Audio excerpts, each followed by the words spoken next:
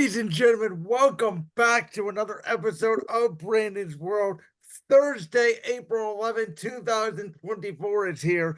As you can see, if you're watching on video on the screen with me, I have promised and promoted this all week. My buddy, Michael Reiner, who we, of course, brought on before WrestleMania 40 to preview the entire show. As Michael said, when he was on the show, he was going to be at WrestleMania 40 and all the events prior and afterwards. So Michael is here today. We're going to recap the entire show. And Mike, we're here to let you talk about your experience of one of, if not the greatest WrestleManias of all time. Brandon, it's unbelievable. WrestleMania 40. And before I came on this show, I really didn't have, as high as expectations as I had days before going into it. And man, the grandeur and the spectacle and just getting to do it with my brother Mitchell, such a fun experience and probably the greatest single entertainment experience of my entire life. It was the greatest weekend I think I've ever had. My brother and I enjoying maybe the greatest show in the history of the wrestling business.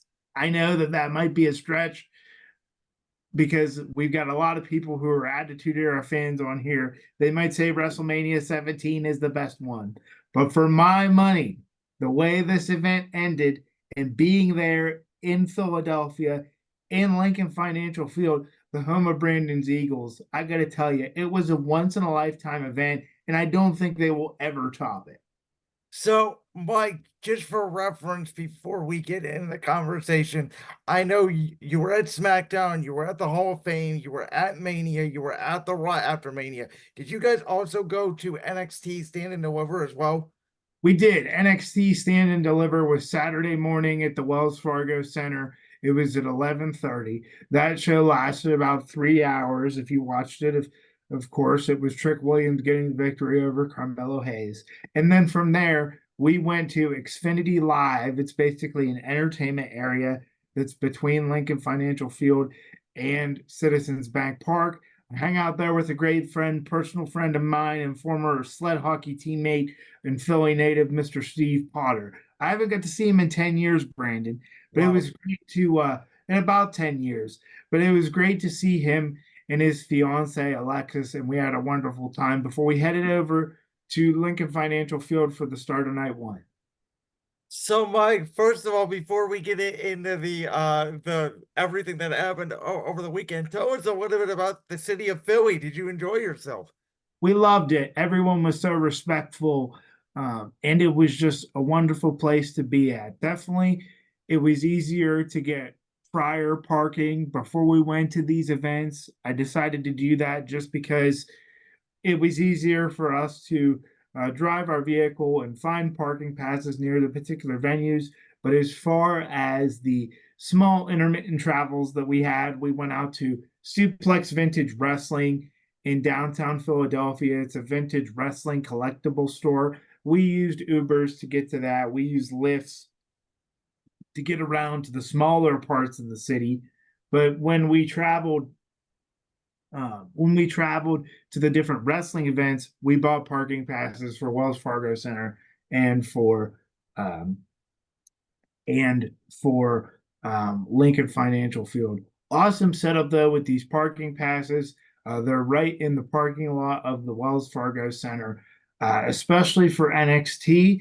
The staff at the Wells Fargo Center was nice enough to have us park our car at the Wells Fargo Center for NXT and leave our car there for the duration of that day. We did not have to move the car from Wells Fargo to Lincoln Financial. They just let it That's sit really there, nice. and that was great. Not only for the location of our car and for walking distance, but for our wallets as well. So just a really nice trip, and everyone was so respectful. Everyone gave us recommendations for food and recommendations for what to do. And as far as the traveling experience, it was one that I'll never forget. It was nearly seamless. My brother would agree. So the SmackDown before Mania, I would say not a lot of significance happened. I think it was sort of what they typically do the night before Mania, which is just sort of coast to the event. Obviously, Bronson Reed winning the Andre the Giant Memorial Battle Royal was a nice touch, but outside of that, I think the highlight of the night that we all know on Friday night happened with the Paul Heyman Hall of Fame induction ceremony. Mike, is it recency bias to say that that was one of, if not the best Hall of Fame speech of all time?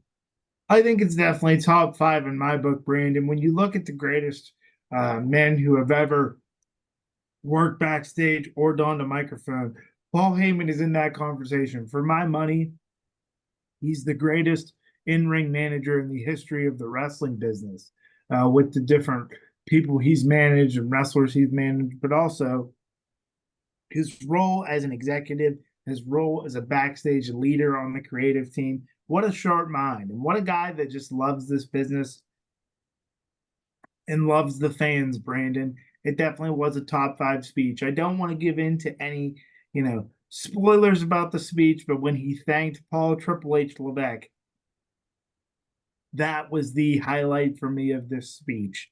It was wonderful to see the locker room acknowledging Triple H is their leader behind the scenes, and Paul Heyman is definitely on the Mount Rushmore of backstage executive, backstage minds, if you will, in the history of the WWE. So his speech is not one to miss. Obviously, though, Brandon, I don't know if you stayed up for it, but personally, my second highlight of the night was the speech from Thunderbolt Patterson, Yeah. a guy that was a member of the territories and didn't actually compete in the WWE, but fought for social justice during a time when African American wrestlers might not have been given such. Hearing his story and then hearing him uh, basically say prayer with us in the middle Yeah. of an arena was a sight to behold, and a very respectful man, and a guy that got the opportunity. And what a speech it was. We got to see some of the greatest speeches of all time. It might have not have been, the most, the class with the most notoriety. I heard a lot of stuff online. People were saying this class is, awful picks. This is awful. I mean, you could say that if you want, if you were watching through the television screen, but out of respect, the speeches that were given at this year's Hall of Fame were up there with any year in the past 20 years they've been doing it, and it was fantastic. It Yeah, made it made I for a long night though. We didn't get home till like 2 in the morning. So yeah, I do think that this Hall of Fame, obviously we know Paul Heyman was the headliner, which by the way, it was unique in the fact that he went first. I don't recall the headliner in the class ever going first. I don't know if they did that because they wanted to do the angle with Rock at the end of the show, essentially turning the way that he inducted his grandmother into a promo on Cody. But nonetheless, I thought it was a good Hall of Fame, though I am starting to question Mike. Um, I think that this class, not that it was a bad class, but I just think the ceremony went way too freaking long. Even by about Patterson's speech, I was about ready to go to sleep, and I was there just listening to that on TV, and you could see a lot of people starting to file out at the Wells Fargo. Do you think that they should, now that you've experienced it, like maybe we should move the Hall of Fame back to its own night, like the Thursday night before SmackDown? I agree with it, Brandon, and here's the reason why. It's nothing personal against the WWE. It's nothing personal with their decision making. I was very entertained. But Brandon, when you go from an 8 to 10 SmackDown where fans are fired up for matches, and naturally there could be fans in that audience that don't necessarily know the backstory of every single Hall of Fame Yep. inductee. Uh, Even in a crowd full of diehards that have traveled to this weekend, it makes more sense to hold the event at a different venue, because then it would allow fans who really want to genuinely see the Hall of Fame inductees appear for that and to hear their stories and to really enjoy it. Not saying that fans there didn't enjoy it, but quite a good amount of them did go to the exits after Paul Heyman's speech, which that's why it was directed that way. Was Paul Heyman was the reason everyone stayed. They wanted to hear his speech, and after that, it was pretty much over. Fans left for the exits and as they prepared for the next day. But I mean, it's one of those deals where I think moving it to maybe the Thursday before WrestleMania sounds like a good call to me, Brandon. Just to allow all fans that really truly want to celebrate with these inductees to be there so that it's a full house and full crowd reaction and things like that. Before we get to Mania, what's going in order? Give me your thoughts on NXT Stand and Deliver. NXT Stand and Deliver, fantastic card. Especially, I loved the triple threat match between Obafemi, Josh Briggs, and then Dijak. It was terrific. Terrific triple threat match, as well as the main event between Carmelo Hayes and Trick Williams. Just a fantastic show. Didn't necessarily have too many matches on it. I was very thankful that we were able to get out of there on time because I really wanted to see my friend Steve Potter, and we were able to do everything all in one day. So I was really thankful for that.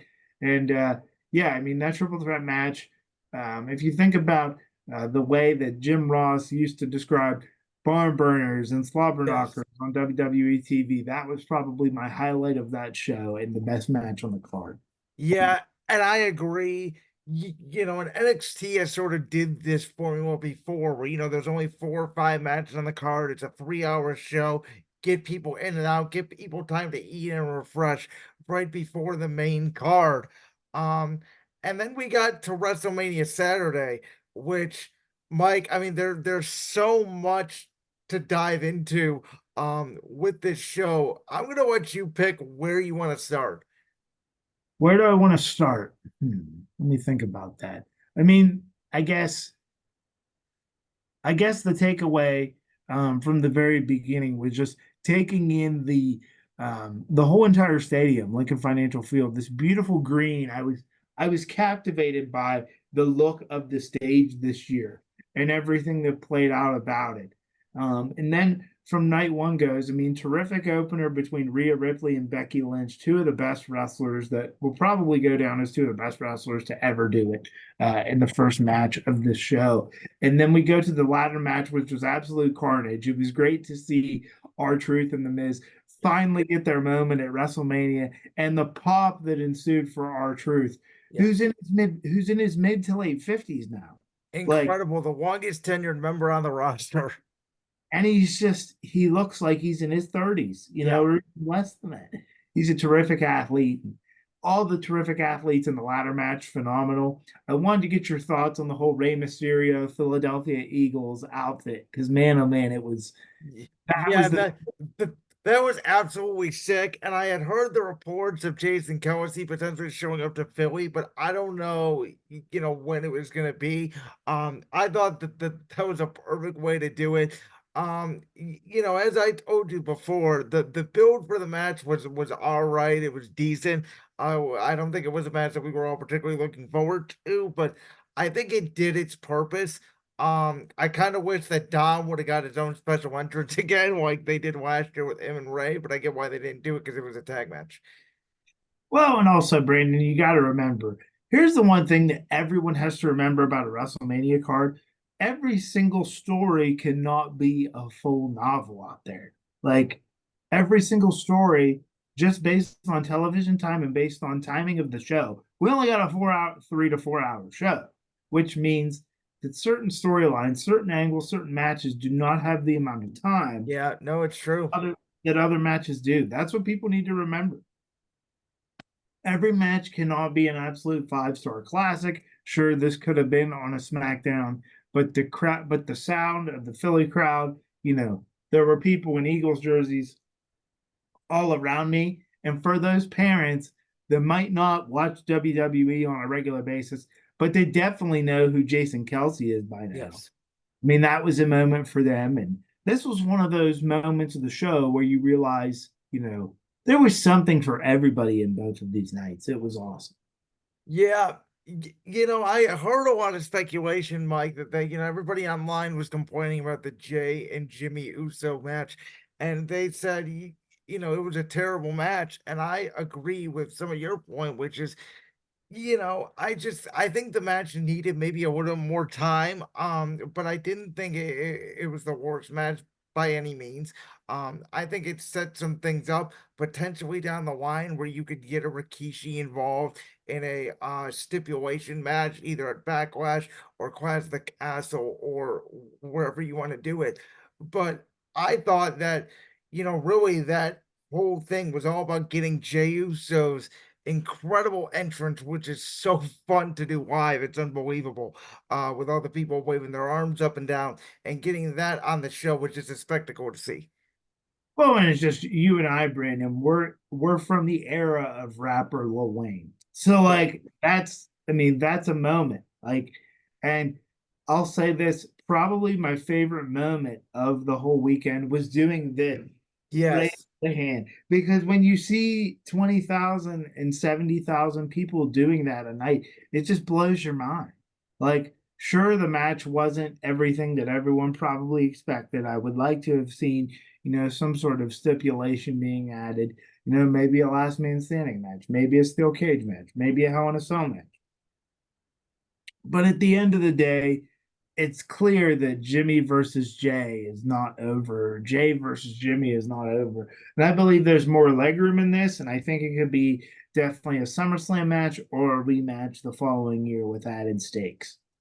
How about the story? And this was, I would say, this was to me the most shocking result of the weekend, and that being Sami Zayn actually doing it, hitting that incredible brain buster off the top rope, which I don't know if you were able to go back and listen to commentary yet on the show, but Michael Cole absolutely screamed, "Brain buster!" when Sammy hit that move, leading to the Haluva kick, and Sami Zayn knocks off Gunther in an incredible emotional match to become the new Intercontinental Champion. Loved it, Brandon. It was time for Gunther to lose the championship. I mean, he's got the world title on his horizons, and then moving on to Sami Zayn, the perfect opponent for him to lose the title to. Perfect guy. I mean, underdog story, kind of your in-ring worker of the entire roster. And when you think about this Intercontinental title match, sure, it might not have been the best match on the show for my money. It was close. It was close. But um but I tell you, just I think that this Intercontinental title match belongs in the class of WrestleMania Intercontinental title matches that steal the show. I mean, when you think about the Intercontinental title matches that have still stolen the show over 40 years, obviously you think about Ricky the Dragon Steamboat and Macho Man Randy Savage. And then you go into WrestleMania 8, 1992, Bret Hart and Roddy Piper. And even in recent times, last year, the triple threat match that Gunther was in with Drew and Sheamus. Phenomenal stuff. But I think that this match clearly lived up to the hype, clearly was the right decision. I thought the whole time if you were going to have the bloodline win, that you had to have a clean sweep of baby faces across this entire night, one before that happened. And they did. Beautiful move. And it's time to see what Sami Zayn could do with Chad Gable on Raw for a number of months. And of course, we get to the main event, which of course determined the stipulation of night two. Rock, the final boss, is Michael Reiner standing up showing his the People's Champions t-shirt here. The final boss and the tribal chief against the Visionary and the American Nightmare. Mike, just tell us, how great was it to see this thing go down live in Philly? I tell you what, Brandon, and this is something that I really wanted to save for your show. I haven't told that many people this, but man, everyone was invested in this match. Listen, a lot of people would say that the first few minutes of this match was slow, but if you were there in the audience, if you were there live watching this match, I mean, it blew your mind from the start. We were at a point of the stage where, I mean, the entrances were a show in itself, right? But when the Rock's bull symbol went on the floor, Mitchell saw the bull and was like, "What's going to happen? What's going to happen to this bull figure thing on the floor?" As the crew was setting it up. And when it catches fire and we see the Fast and the Furious references of the final boss engaged, it was just a terrific entrance. There was no bigger spectacle. I mean, until the following night. Uh, it, there was no bigger spectacle in seeing, the people around us. It was a 50-50 split of who fans wanted to win. At least in the That's insane. at least in the area that we were at in the stadium. We actually got a really great photo.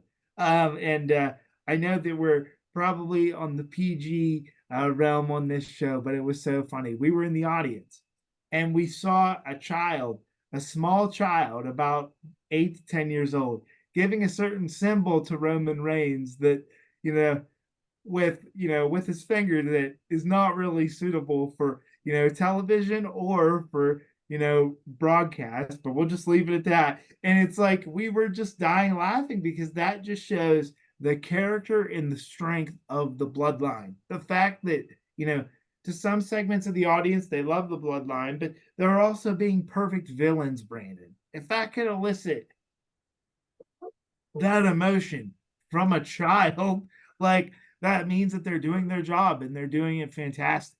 And then I think of The Rock winning with the rock bottom and the people's elbow was the absolute right call in this instance. With that, by the way, an Undertaker like at the end, right before that people's elbow, which will of course lead us tonight too, which we'll get to.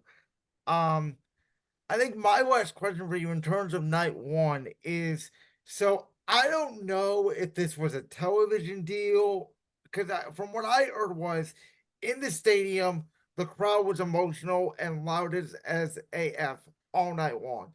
It did not come across that way on TV. I don't know if you got a chance to rewatch the whole show back on Peacock yet, but the crowd on night two sounded a lot louder than night one, just in general overall. I don't know if it was the cold or if it was just a little bit of a different crowd. I don't know what it was.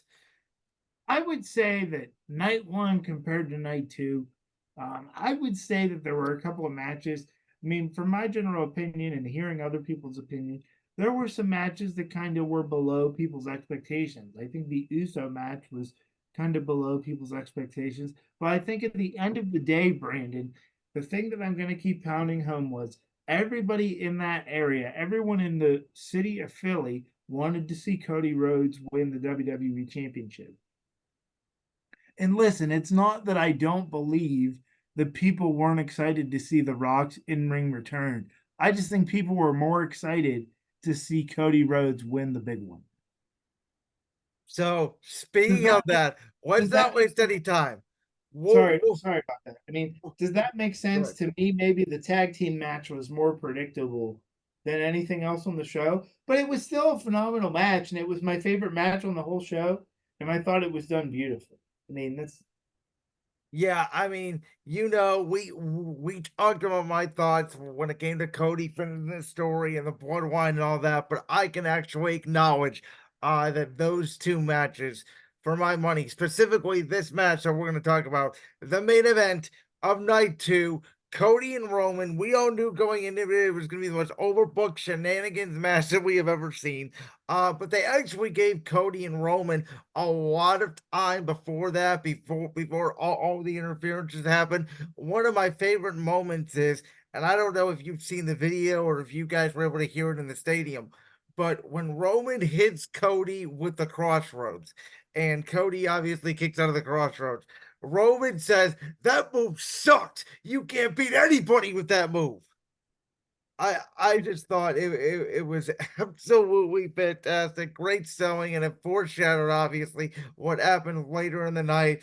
But Mike, that Philly and that match, just so emotional. I have never heard a wrestling crowd. I don't think maybe a couple, but there hasn't been many that has been that invested in a match before in my life. well, and it was unbelievable because I think the general consensus among fans was, I can't wait to see Cena come out. I can't wait to see Steve Austin come out. I know we didn't get Stone Cold Steve Austin, but listen, The Undertaker is the final boss of WrestleMania. Uh, so, I mean, think of it that way. Don't be disappointed. But man, I tell you, when John Cena came out, I lost my mind. I mean, we're children of John Cena, like Yes, we as are. far as our wrestling fan nature. I mean, we're John Cena kids, you and I and my brother, and it was an emotional moment to see John come out there to a universal ruckus reaction. And I think the way that it was done, sure, there was a lot of outside interference, but just don't think too much into this. I think that when we all first get into wrestling, we love the good guys, we love the superheroes, and we love to see the good guys win. And I think this was maybe the greatest presentation of that that has ever existed. Um, Definitely, I would say, I mean, Triple H's finest hour, Cody Rhodes' finest hour, and man, this will be tough to top just because of the seeds of doubt that were planted, about will Cody finish the story? Will they keep the belt on Roman? Like, does the title reign matter that much? And I think maybe to your internet fan base, they forget about what the greatness of a baby face, a true blue baby face reaction means in the world of wrestling. And you know what? Hey, I think we saw the coronation of the next guy who deserves it in every way, who is wildly popular. I mean, Cody Rhodes gear all over the place, Brandon. Yeah, Cody sold over $1 million of merchandise over the weekend. That's incredible. It was everywhere, Brandon. Like I've never, we're walking out of the stadium after the match is over, and there's like these guys with beatboxes like playing their remix of the downstate theme as we're walking back to the car. Like this was like your favorite team won the Super Bowl. It was like that level of excitement. And I don't really know how to describe, Cena coming out, and of course the Gong and the Undertaker laying out the Rock. Terrific, terrific, terrific. It kept everyone on their toes, and man, it really just celebrated 40 years of WrestleMania the best way they knew how. Obviously, the Shield angle of the storyline, which I think will lead to an eventual Roman Reigns Seth Rollins match. I mean, Seth Rollins being a guy that Roman Reigns never beat for the title, Yep. actually, if I'm being totally honest. He never actually beat Seth Rollins for the championship. If we remember that Royal Rumble match in 2022, And then he in the disqualification. right, and he's actually never has he ever beaten Seth Rollins in a one-on-one match ever? He did. I think it was like in 2015 he beat him, like the Night of Champions. I remember asking somebody that question. I remember specifically Roman has pinned Seth once in a one-on-one match. Right. So I think that we're there. I think that Seth Rollins was the ultimate foil for Roman Reigns, made for great storytelling, celebrated multiple eras of WrestleMania in one match. And there's no topping it until next year. I mean, there's always next year, wrestling fans. We might see something better. But for my money, it might, I mean, with the way the stars aligned and the way that everything was riding on this match, the stakes will never be this high again, for one. Tell you And no, what, I've never been more nervous watching a wrestling match in my whole life. well, and just the embrace that my brother and I had. And when it was over, we just hugged each other and we were like, it's over. This is unbelievable. It's over. We're here in this moment. And we're here witnessing the end of the greatest modern title reign of the past 40 years. And it's an unbelievable moment. And one I'll never forget. So, Mike, well, that moment was actually unbelievable. The moment potentially the next 5 years in professional wrestling. There was another moment that kicked off night two of WrestleMania. Damian Priest, after Drew McIntyre wins the World Heavyweight Championship, taunts CM Punk. CM Punk sweeps his leg from underneath the announce table, and of course, Damian Priest cashes in that Money in the Bank briefcase and new World Heavyweight Champion. I personally thought everything was done perfectly, and I thought it was a great way to book it. This was the second best thing on the entire show. Outside of the main event, this was the second best thing of the entire weekend that was done. I mean, terrific, right? I mean, you have Seth Rollins, who's obviously beat down from the night before. He obviously can't overcome a fully healthy 100% Drew McIntyre. Great call there to have Drew win, with clean in the middle. But we couldn't get CM Punk. We couldn't get CM Punk off the injured list in time. So what did we do? We got him involved on the Mania card. Sure, we could have just had him do commentary and Drew could taunt him and Drew walked to the back. But no. in this era, that's not how we do things. This is the beginning of the show. Everyone wanted to see Drew win the title, which I thought was, I mean, this outcome is really what I was looking for the whole time. I mean, I would have loved to see Damian Priest cash in because of the sheer pandemonium. People talk about it before the show.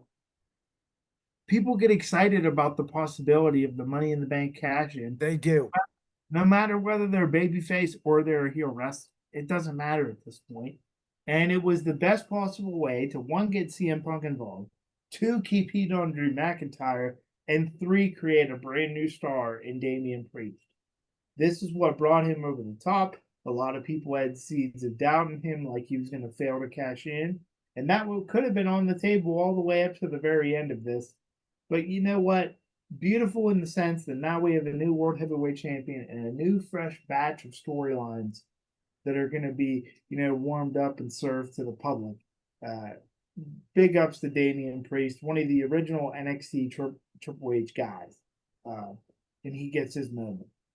Yeah, I don't think there was a bad match on night two. I think night two, combined with night one, we talk about WrestleMania 40 will be remembered forever. But I think night two specifically, not only the matches that we have talked about, but LA Knight and AJ Styles tore the house down. The United States Triple Threat match was a hell of a match. And then Bayley also getting her moment, in a way, finishing her own story with Damage Control and winning the Women's Championship. I thought night two was a perfect encapsulation of what a WrestleMania should be. Oh, it was terrific, Brandon. And I think combined with the two nights, I mean, you got to put it up there with the old school WrestleManias like your 17, like your WrestleMania 20. Even, some people think about WrestleMania 30 is that good. I think it's better than WrestleMania 30. Number one is everyone got the outcomes that they want. There was no debate on who should have won. This shouldn't have happened. Everything happened the way that everyone wanted it to. So it was great. So the last question on the entire Mania weekend is going to be a little bit of a different question, but this was, one of the shocks of the weekend because I did not expect it to happen on television. Was to start off night two, we had the reemergence as on television of Stephanie McMahon. What was the reaction like in the building for her? Oh, people loved it. People loved seeing Stephanie out in the open and paying the homage to Hunter with the "Are You Ready?" It was great. Perfect way to open WrestleMania and perfect way to get things started. So we get to the Raw after WrestleMania, and right there with Cody Rhodes is arguably WWE's biggest babyface, that being Paul Triple H Levesque right now, opening up the show to a massive "Thank you, Hunter" chant before, of course, he introduces Cody Rhodes. They do something I've never seen them do before, which is bring out a monitor because there's so many people in the building. They don't really have a screen, and play that incredible video package for Cody, which of course then leads us to the promo with him and the final boss, The Rock. Mike, is this leading to Cody and Rock SummerSlam August 3rd, First Energy Stadium? It could happen. It could happen, Brandon. The Rock is off doing a movie, but the great thing about The Rock is we physically don't need him on television to really build it to a match, do we? I mean, we pretty much got everything in one promo that we needed to see. For my money, what he put in Cody Rhodes' hand was maybe a lighter. Was he the guy that set Cody's bus on fire? Was that Oh, it? I didn't even think of that. That's a great call, Mike. Yeah, because think about it. After he gave Cody the thing, Cody got mad again, and Rock walks into the sunset. What if The Rock was the man that set Cody's bus on fire? That Because is like storytelling from the. You want to talk about Attitude Era? That is storytelling from the Attitude Era. We haven't seen in a long time, if that's true. I think that might be a little bit gruesome, but I think that's the direction they're headed. Because what could make Cody so mad that he freaks out after the promo? But anyways, great Raw after Mania. Enjoyed it. I have to. I mean, My brother and I loved the weekend. The travel was amazing. It was a lot of travel. I have to say we were pretty tired around Raw time, but you know what, man? Unbelievable show. I also wanted to mention while we were on here, real quick, if you allow me to dictate, the Go ahead. WWE World at Pennsylvania Convention Center, unreal experience, Brandon. We went in for 2 days to that Friday and Monday. We went in to see the Pat McAfee show on Friday. Terrific stuff.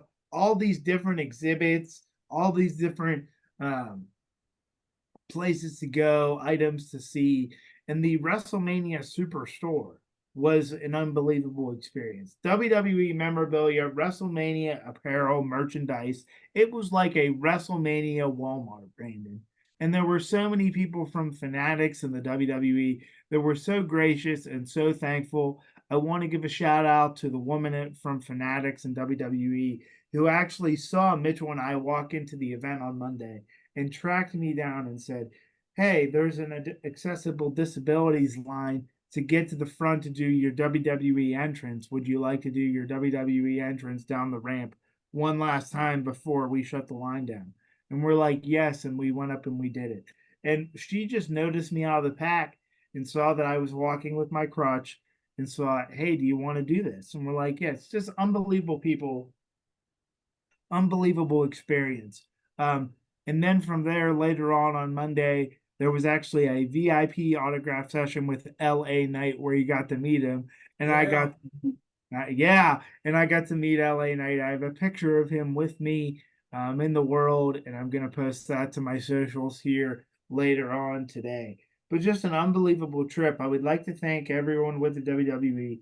I would like to thank everyone with Fanatics events, all the people of Philadelphia, and my brother for this unbelievable trip, and just one of the greatest experiences of my life, um, and one of the greatest wrestling weekends to ever happen.